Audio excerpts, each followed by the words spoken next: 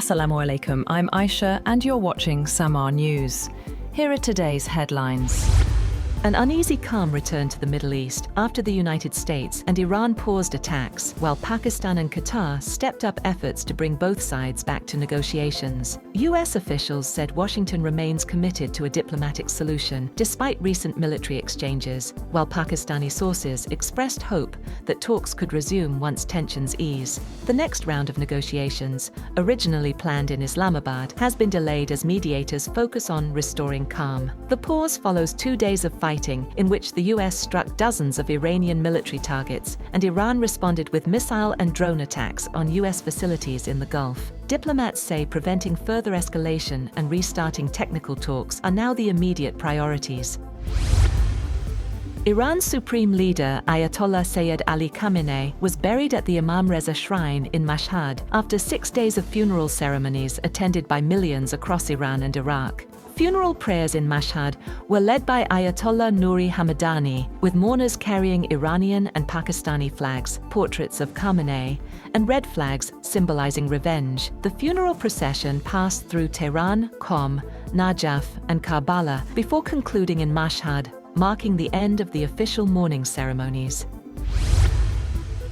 Oil prices rose and was set for weekly gains as renewed US-Iran fighting and severe disruptions to tanker traffic through the Strait of Hormuz fueled concerns over global energy supplies. Brent crude climbed to $76.49 a barrel, and US West Texas Intermediate rose to $72.27, with both benchmarks on track for weekly gains of about 6% and 5%, respectively. Analysts said restricted shipping through the Strait of Hormuz continues to support prices, though expectations of renewed US-Iran diplomacy have helped limit further gains.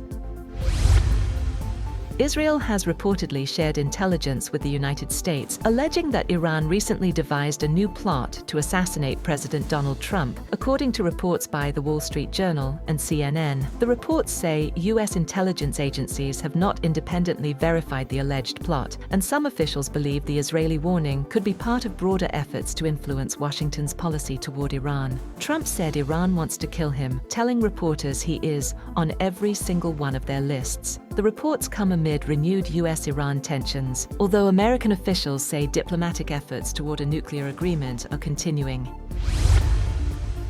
Iranian President Masoud Pezeshkian says Tehran will not respond to what he described as repeated insults from US President Donald Trump. Speaking amid heightened tensions between the two countries, Pezeshkian said Iran would defend its national interests through actions rather than inflammatory rhetoric. He added that Tehran would not adopt the same tone, despite calls from some quarters for a stronger verbal response. His remarks come as diplomatic and military tensions between the United States and Iran remain high.